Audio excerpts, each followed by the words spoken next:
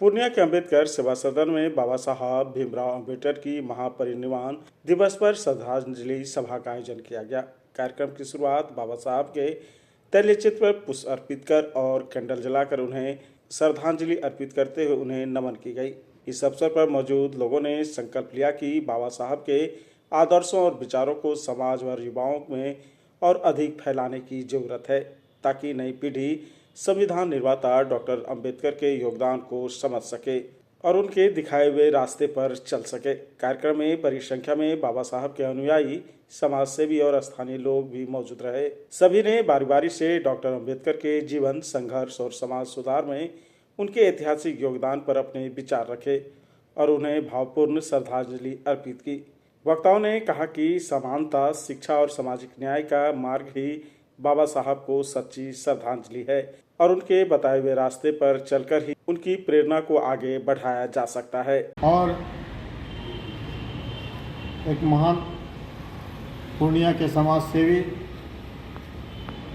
श्री रंजीत पासवान जी,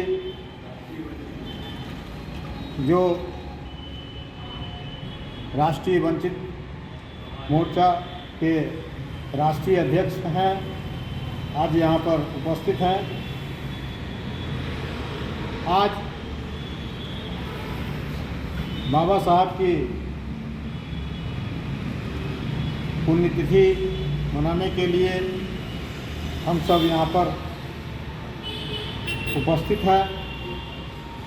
बाबा साहब के चरणों में श्रद्धा सुमन अर्पित करते हुए साथ ही महामानव बाबा साहब डॉक्टर भीमराव अम्बेडकर जी के जीवन पर अगर बात कही जाए तो मुझे लगता है कि घंटों अगर कहा जाए तो भी बात ख़त्म नहीं होगी। और हम लोग वर्षों से 69वां जयंती पुण्यतिथि मना रहे हैं, महापरिनिर्वाण दिवस मना रहे हैं। हर वर्ष उनकी बात को रखते हैं, फिर भी बात पूरी नहीं हो रही है। दिन प्रतिदिन नए नए चैलेंज भी खड़े होते जा रहे हैं। जो बाबा साहब का मिशन था, जो बाबा साहब का मिशन है, उसको हम लोग किस तरह से अमलीजामा पहना सकते हैं और बचाते हुए जो नित्य नए हथकंडे अपनाए जा रहे हैं इस मिशन को धक्का पहुंचाने के लिए। बाबा साहब की जीवनी को तो हम सभी जानते हैं। इस मंच पर जितने उपस्थित लोग हैं, जो इस सभा में उपस्थित लोग हैं, वो सभी लोग जानते हैं कि उनके जीवन में क्या संघर्ष था, क्या हुआ, क्या नहीं हुआ, हम लोगों ने क्या किया, क्या नहीं किया, क्या करना है। बाबा साहब कैसे पढ़े, कैसे लिखे, कहाँ से उन्होंने बैरिस्टर बना, कहाँ से वो ऑक्सफोर्ड गए, कहाँ क्या किए, ये सारी बात हम लोग सब जानते हैं। लेकिन इन सब बातों के अलावे अगर कुछ और बिंदुओं पर भी बात नहीं की जाए तो मुझे लगता है कि हमारी आने वाली पीढ़ी फिर से गुलाम हो जाएगी। जो साजिश, जो षड्यंत्र, जो रूप ले रहा है समाज में, मुझे कल किसी ने कहा कि जातियों का दंश हम लोगों को झेलना नहीं पड़ता है। जातिवादी व्यवस्था का, कुरीतियों का, भेदभाव का दंश हम लोगों को नहीं झेलना पड़ता है। तो मैंने उनको कहा कि रूप बदल गया है, पैमाना वही है। आज आप देख रहे होंगे कि पूर्णिया में एक विचित्र प्राणी पैदा ले लिया है, जो पिछले दिनों सोशल मीडिया और मीडिया के माध्यम से लिखे ही नहीं है। ऐसी भी बातें आती हैं कि ये क्या है, ये आपके और हमारे मोरल को और मनोबल को तोड़ने की साजिश की जाती है। कई लोग ऐसे भी आपको मिलेंगे जो कहेंगे कि बाबा साहब तो विश्व के कई संविधानों से लेकर के उसको एक जगह करके भारत का संविधान बना दिया। उन बेवकूफ़ों को, उनको मैं ये बताना चाहता हूँ कि बाबा साहब दुनिया के सभी संविधानों का अध्ययन करने के बाद भारत के संविधान का निर्माण किए। और उनको मैं ये भी बताना चाहता हूँ कि अध्ययन करना और लेना दोनों दो चीज़ें हैं। अध्ययन करने के लिए लोग विदेश जाते हैं, लंदन जाते हैं, विदेश से जाके शिक्षा लेते हैं, ज्ञान अर्जित करते हैं, लेकिन इंसान जो करता है वो अपने ही मन से करता है, अपने विवेक से करता है। और बाबा साहब ने अपने विवेक से भारत के संविधान का रचयिता बने, जिससे आज भारत के संविधान इतनी मजबूत है कि आज यह देश इतना मजबूत है कि आप देख लें कि आपके पड़ोसी मुल्कों में क्या स्थिति है जो भारत से अलग हुए, चाहे वो बांग्लादेश हो, चाहे वो पाकिस्तान हो, उसकी क्या स्थिति होती है कि किसी के प्रधानमंत्री को हेलीकॉप्टर से भाग के आपके देश में शरण लेना पड़ता है। किसी देश के ऐसी स्थिति है कि वहाँ का आर्मी वहाँ का सत्ता संभाल लेता है, प्रधानमंत्री और राष्ट्रपति को कैद कर लेता है, फांसी तक चढ़ाने की बात हो जाती है। लेकिन भारत के लोकतंत्र, भारत का संविधान इतना मजबूत है कि आपके जनमत का हनन कोई भी नहीं कर सकता है, चाहे वो आपके घर का ही भेदिया क्यों नहीं। साथ ही विश्व का इतना बड़ा संविधान और इतना मजबूत संविधान बनाने वालों के लिए अगर कोई कहता है, उसको क्या कहें, किस भाषा में उसको संबोधित किया जाए, मैं उस भाषा का प्रयोग नहीं करना चाहता हूँ कि ऐसे चिरकुट को जवाब क्या दिया जाए कि जिसको ये भी ज्ञान नहीं है कि संविधान के ड्राफ्टिंग कमेटी में जो 8 लोग थे मेंबर, उसमें से 4 लोग तो विदेश में ही थे, बाकी 3 लोग तो बीमार ही थे, और बाबा साहब अकेले संविधान को बनाने का काम किए। ये तो जानकारी की बात है, ये तो इतिहास है, रिटेन है, उसको पढ़ने और जानने की बात है। अपने आप को विद्वान बताने में विफल लोग जो अपने आप को ज्ञानी बताते हैं, वो संविधान पे हमला करना बंद करे, नहीं तो ये बहुजन समाज आज इस अम्बेडकर सदन से उनको चेतावनी देने का काम करता है कि आप अगर दोबारा ऐसी हिमाकत करेंगे तो आपको ये बहुजन समाज सबक सिखाने का काम करेगी। लोकतंत्र के दायरे में मैं आपको कहना चाहता हूँ कि बहुजन समाज के ऊपर और संविधान के ऊपर हमले ना करें, नहीं तो हम लोग लोकतांत्रिक तरीके, संवैधानिक तरीके से आपके ऊपर कार्रवाई करने के लिए भी बाध्य हो सकते हैं। साथ ही हमारी सहनशीलता को और हमारे इसको धैर्य को आप इम्तहान लेने का काम नहीं करेंगे। मैं आपको ये बताना चाहता हूँ कि मैं पुनः आपको ये बताना चाहता हूँ कि बाबा साहब ने क्या किया ये बताने की ज़रूरत नहीं है, लेकिन हम क्या कर रहे हैं ये जानने की ज़रूरत है। आने वाले समय में हम लोग और कैसे मजबूत हों, कैसे सशक्त हों, इस पर विचार करने की ज़रूरत है। अभी हमारे दिलीप जी ने कहा, जय हिंद जी ने भी कहा कि जो लोग भी इस सभा में उपस्थित हैं और यहाँ जो लोग भी हैं वो एक नहीं है, 100 के बराबर हैं। और हम लोग अगर समय लेकर के किसी चीज़ को तय कर दें तो समाज को दिशा और दशा देने का भी काम कर सकते हैं। और हम लोग अगर संगठित होकर के अगर आने वाले समय में समाज को और कुछ अच्छा देने का प्रयास करेंगे तो निश्चित तौर पे पूर्णिया की धरती में एक अच्छा पैगाम और अच्छा मैसेज बहुजन समाज को हम लोग देने का काम करेंगे। साथ ही किसी भी बात से घबराने और चिंतित होने की बात नहीं है। मैं जानता हूं कि हमले कई तरह के हो रहे हैं, परोक्ष, अपरोक्ष, अप्रत्यक्ष रूप से आपके खिलाफ साजिशें रची जा रही हैं, लेकिन मेरा जो बहुजन समाज है वो शिक्षित और सजग हो गया है। मैं वही कल की बात अब अधूरी रह गई थी, मैं पूरा कर रहा हूँ कि आपके ऊपर हमले तब होते हैं जब आप अशिक्षित और गरीबी रेखा में रहते हैं। अगर आप शिक्षित हों और अपने को सबल बनाने का काम करें, आर्थिक रूप से सबल होने का काम करेंगे तो आपके ऊपर हमले करने से पहले 100 बार लोग सोचेगा कि भाई इसके ऊपर मैं हमला कैसे करूं। ये तो जवाब देने के लिए भी तैयार है। आज पीड़ित और शोषित वही हो रहा है जो अशिक्षित है, जो आर्थिक रूप से सबल नहीं है, उनके ऊपर हमले ज़्यादा हो रहे हैं। साथ ही मैं आपको बताना चाहता हूँ कि आप अपने आप को मूल मंत्र पे आइए, मूल सार पे आइए। सारी बातों का बाबा साहब का जो मूल सार था कि शिक्षित बनो, संगठित हो, तब संघर्ष करो। बिना शिक्षा ग्रहण किए, बिना संगठन बनाए आप संघर्ष नहीं कर सकते हैं। अगर आप संघर्ष में पहले उतरेंगे तो आपकी हार सुनिश्चित है, आप हर मोर्चे पर विफल हो जाएंगे। इसलिए मैं अपनी बात को अंत में यही कहना चाहता हूँ कि बाबा साहब कहते गए और अब हम लोग भी कह रहे हैं कि शिक्षित बने और संगठित हों, फिर संघर्ष करें। जय हिंद, जय बाबा साहब, जय हिंद। बोधिसत्व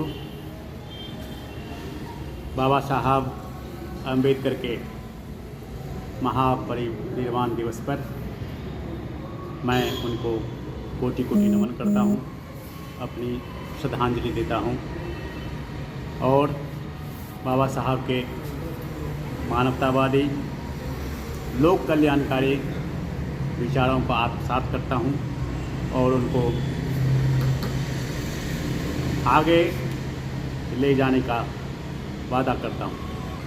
पुण्यतिथि हम अपने पूर्वजों की मनाते हैं या फिर तथाकथित महान व्यक्तियों की मनाते हैं, परंतु महापरिनिर्वाण दिवस जो है वह अम्बेडकर साहब का मनाते हैं। आपको बता दें कि महापरिनिर्वाण दिवस किसको कहा जाता है।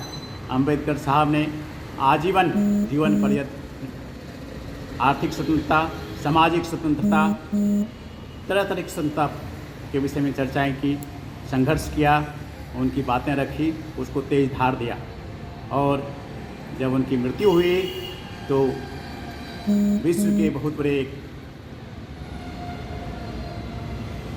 धार्मिक समुदाय बुद्ध धर्म ने उनको महापरिनिर्वाण की उपाधि दी। महापरिनिर्वाण का अर्थ होता है कि आत्मा का शरीर से स्वतंत्र होना।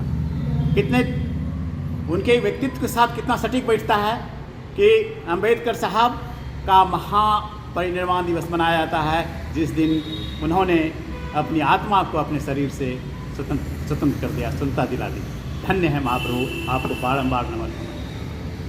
बोधिसत्व मैंने संबोधन में कहा कि शुभ अवसर, पुण्यतिथि प्राय दुख का अवसर होता है। मैंने शुभ अवसर कहा, शुभ अवसर महापरिनिर्वाण दिवस और साथ ही साथ उसी दिन उनको बोधिसत्व कहा गया। बोधिसत्व का अर्थ होता है देवदूत और उसको खाँटी शब्दों में बोले तो पैगंबर कहा जाता है। और हम सबों को खास करके उनके विचारधारा को मानने वाले लोग हैं उनको अपने पैगंबर समझना चाहिए, क्योंकि देवदूत हमको कहते हैं कि क्या करना चाहिए और पैगंबर हमारे हमको यह भी बताते हैं कि हमको क्या नहीं करना चाहिए। हम कुछ ऐसे काम करते हैं जिसके विषय में हमको दंड नहीं मिलता है, उसको हम पाप कहते हैं, उसको हम अपराध कहते हैं। लेकिन वैसे कुकर्म, वैसे कृत्य अगर हम करते हैं जिसको हमारा कानून कुछ नहीं कहता है, लेकिन ऊपर में कोई आत्मा है, कोई शक्ति है तो वह देखती है, उसको हम पाप करते हैं। उसके लिए हम आत्मविश्लेषण करते हैं और समझते हैं और हम सबों को इनको पैगंबर इस रूप में मानना चाहिए कि बाबा साहब ने कहा था शिक्षित बनो। शिक्षित बनने का अर्थ है कि हम उसी तरह से मेहनत करें। तमाम अभावों के बाद भी उनने जितना मेहनत किया और समूचे समाज को दिखा दिया, समूचे विश्व को दिखा दिया कि उनसे अधिक कोई पढ़ नहीं सकता है। हमको उसी तरह से, जिस तरह से पैगंबर साहब कहते हैं कि 5 बार आपको नमाज पढ़ना पड़ेगा, आप दूसरे किसी भगवान को आप नहीं मानेंगे, उसी तरह से हमको उनकी बातों को, अम्बेडकर साहब के द्वारा बताए गए बातों को काफ़ी कट्टरता के साथ और सहजता के साथ अंतर्मन से स्वीकार करना पड़ेगा, तभी हम आगे बढ़ पाएंगे, तभी उनके विचारों को हम आगे ले जा सकते हैं। अम्बेडकर साहब ने एक संविधान तो दिया जो समूचे विश्व में अनोखा है, साथ ही साथ उस संविधान को अति संवेदनशील बनाया और लोगों की संवेदनाएं, लोगों का कष्ट, यहाँ तक कि मानव के कष्ट के अलावा पशु पक्षी के कष्ट को भी उसने पिरोहित किया, समाहित किया और उससे कैसे मानव जाति बच सके और मानव जाति काफ़ी अच्छा आनंददायी जिंदगी भी जी सके, उसकी उन्होंने परिकल्पना की और उसको संविधान में दर्जा दिया, स्थान दिया, पिरोहित किया। कहा जाता है जिसके पैर न फटे भी आई वो क्या जाने पीर पड़ाई। अम्बेडकर साहब ने संविधान को मात्र पढ़ा नहीं, उन्होंने उसको जिया। तत्कालीन समाज में, देश में, समूचे विश्व में जो मानव की पीड़ा थी उसको उन्होंने ग्रहण किया, अनुभव किया, देखा और सशक्त रूप से उसको संविधान में प्रयोगित करने की कोशिश किया। ऊंच नीच, जात पात, धर्म, अंधविश्वास के आधार पर जो मानव को मानव से दूर करता था, जो मानव को जानवर के से भी बदतर जीवन व्यतीत करने के लिए प्रेरित करता था, वैसे तमाम नकारात्मकता को उन्होंने दूर करके और मनुष्य को कैसे अच्छी ज़िंदगी दी जाए और सबको एक समृद्ध समाज की स्थापना हो सके, जिसमें ना कोई गरीब हो, ना कोई अमीर हो, सब कोई खुश हो, ना कोई नेगेटिविटी हो, सब के सब पॉजिटिव हों, एक दूसरे का सम्मान करें। इसकी व्यवस्था उन्होंने अम्बेडकर साहब ने की। यह बहुत बड़ी बात है। अम्बेडकर साहब के विषय में यह चल रही चर्चाएं कि अम्बेडकर साहब ब्राह्मणवाद के विरुद्ध, ब्राह्मण के विरुद्ध, ये बहुत सारी बात अभी लोग चल रहा है, लोग कह रहे हैं, लेकिन ऐसी बात नहीं है। 1932 में उन्होंने कहा कि मैं ब्राह्मणवाद का विरोध करता हूँ, लेकिन ब्राह्मणों का नहीं। लेकिन 1942 में उन्होंने कहा, स्पष्ट किया कि ब्राह्मण दो तरह के होते हैं, एक जो सेकुलर हैं, सुधारवादी हैं, उनका मैं स्वागत करता हूँ। दूसरे जो सनातनी हैं और कट्टरवादी हैं, उनसे मेरा मतभेद है, क्योंकि वे सुधारवादी और मानवतावादी और समानतावादी नियमों का विरोध करते हैं। हालांकि मैं उस विचार से सहमत नहीं हूँ, लेकिन एक बात जरूर कहूँगा कि अम्बेडकर साहब ने समाज के लिए, महिलाओं के लिए जितना काम किया वो उतना कोई सोच भी नहीं सकते हैं।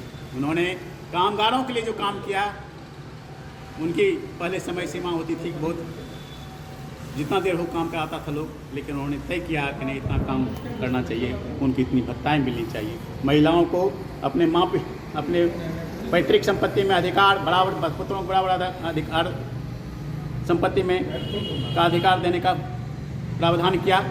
उन्होंने आर्थिक स्वतंत्रता की जो बात की, आर्थिक प्रगति की जो बात की, वह बहुत लोगों की कल्पना में तक नहीं आई है।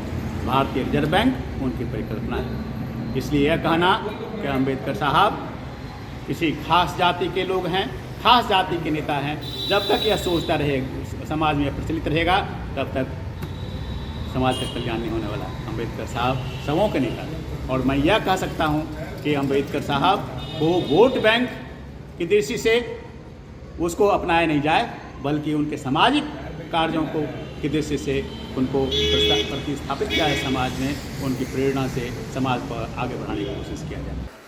इस समारोह को के रूप में अगर कोई संदेश नहीं देते हैं समाज को, तो फिर हम लोगों का बाबा साहब का नामो निशान नहीं रखता।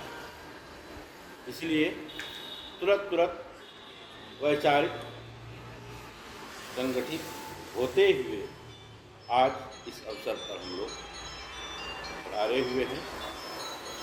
और बाबा साहब के, जैसा कि रंजीत जी बोले कि जीवनी के बारे में, उनके जीवन गाथाओं के बारे में चर्चा करना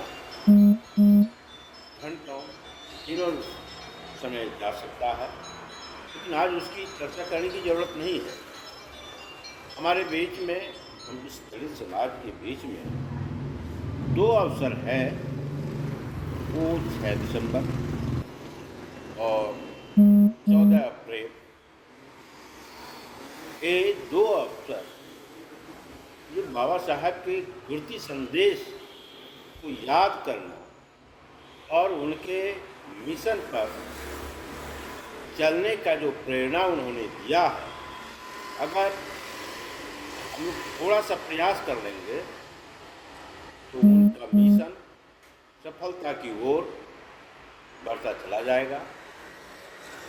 तो बार बार दोहराना पड़ता है बाबा साहब के मिशन को, दलित समाज को मजबूती देने के लिए उन्होंने एक मूल मंत्र दिया, शिक्षित बनो, संगठित रहो और संघर्ष करो। किस लिए?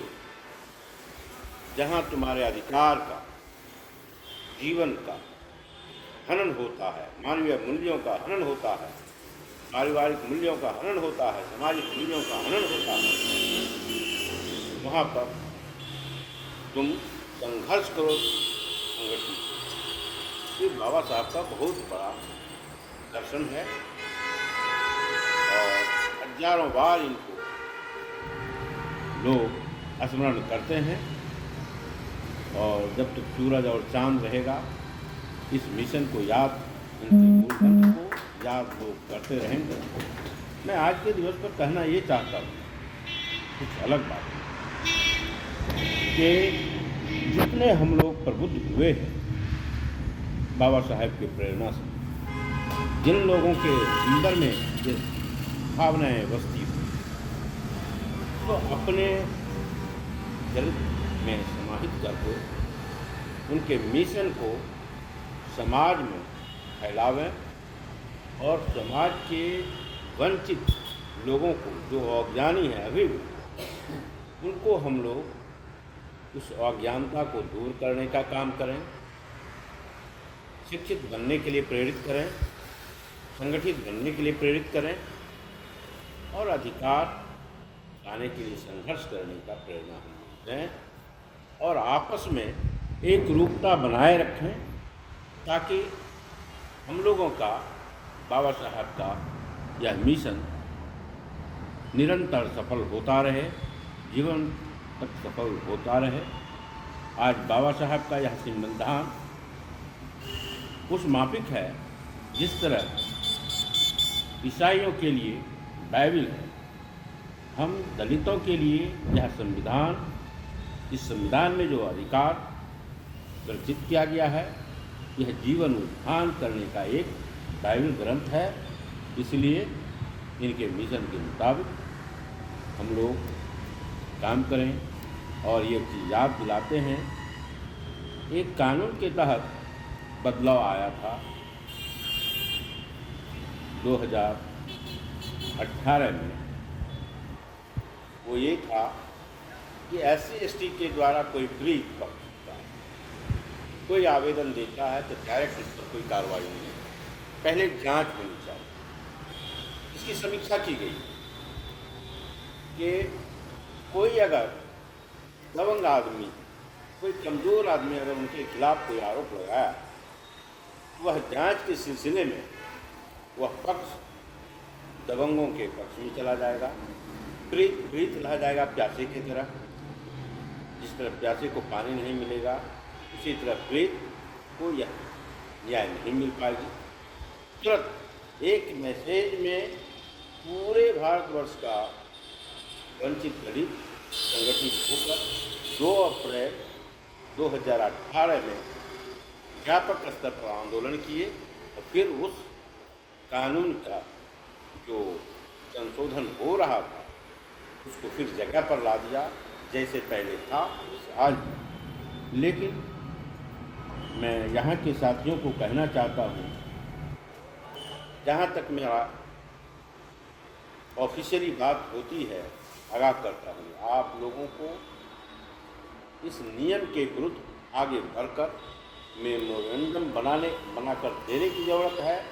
आज भी दलितों का आवेदन आता है, महीना दिन थाने में चक्कर काटते रहता है, SP महोदय के यहाँ चक्कर काटते रहता है और उसका सही समय पर FIR नहीं होता। आज भी अगर FIR होता है तो वो फाइनल हो जाता है और पुलिस एजेंसी अभियुक्त पक्ष को बुलाकर नोटिस करते हैं, उससे जायजा लेते हैं और पीड़ित पक्ष का जो केस मंजूर कर देते हैं। इसके लिए आप लोगों को एकजुट होकर यहाँ के जिलाधिकारी महोदय को ज्ञापन देते हुए इस कार्रवाई को आगे बढ़ाएंगे ताकि कानून के साथ खिलवाड़ और छेड़छाड़ न कर सके। अब आपको पटना से सिलीगुड़ी या बाहर इलाज के लिए जाने की कोई आवश्यकता नहीं, क्योंकि अब सीमांचल और कोसी जोन के मरीजों के लिए खुल गया एक सुपर स्पेशलिटी हॉस्पिटल। आपके आपके शहर पूर्णिया के NH31 लाइन बाजार कप्तान पुल के पश्चिम में galaxy hospital and heart care centre. Service to all from top to bottom. Doctor BN Kumar द्वारा संचालित galaxy hospital and heart care centre 24 घंटे इमरजेंसी विशेषज्ञ डॉक्टरों द्वारा। इसके अलावा पूरे देश के प्रशिक्षित टेक्नीशियन, पारा मेडिकल स्टाफ और डॉक्टर अस्पताल में मौजूद है। 24 घंटे इमरजेंसी की सुविधा के साथ pharmacy, diagnostic, ambulance, treatment, admission, radiology, pathology, neurology and respiratory medicine. 4 bed का अत्याधुनिक डायलिसिस यूनिट और 20 बेड का अत्याधुनिक ICU और CCU। BPL कार्डधारी मरीज को प्रत्येक रविवार निःशुल्क देखा जाता है एवं भर्ती मरीज का रियायती दर पर इलाज किया जाता है। साथ ही प्रत्येक महीने के 5 तारीख को सामान्य रोगी को निःशुल्क देखा जाता है। Galaxy hospital and heart care centre, address NH31 line बाजार वेस्ट ऑफ कप्तान पुल पूर्णिया।